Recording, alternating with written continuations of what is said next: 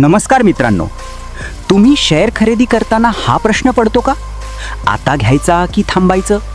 कारण चुकीच्या प्राईसला घेतला तर प्रॉफिट कमी होतो. यासाठी एक सिंपल टूल आहे, 52 वीक हाय स्लॅश लो. 52 वीक हाय म्हणजे गेल्या 1 वर्षात त्या शेअरने गाठलेली सर्वात जास्त किंमत. 52 वीक लो म्हणजे गेल्या 1 वर्षात त्या शेअरची सर्वात कमी किंमत.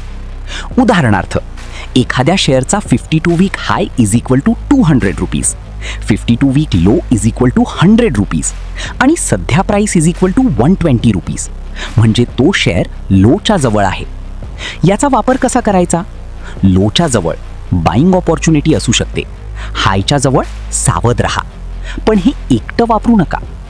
महत्त्वाची गोष्ट, लो म्हणजे नेहमी चीप नसतो, हाय म्हणजे नेहमी एक्सपेन्सिव्ह नसतो, कारण कंपनी फंडामेंटल्स महत्त्वाचे आहेत. स्मार्ट इन्व्हेस्टर काय करतो?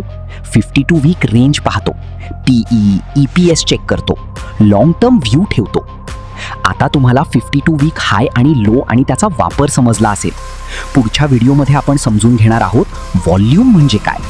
म्हणून शेअर मार्केट मराठीत शिकण्यासाठी swing is king channel subscribe करायला विसरू नका.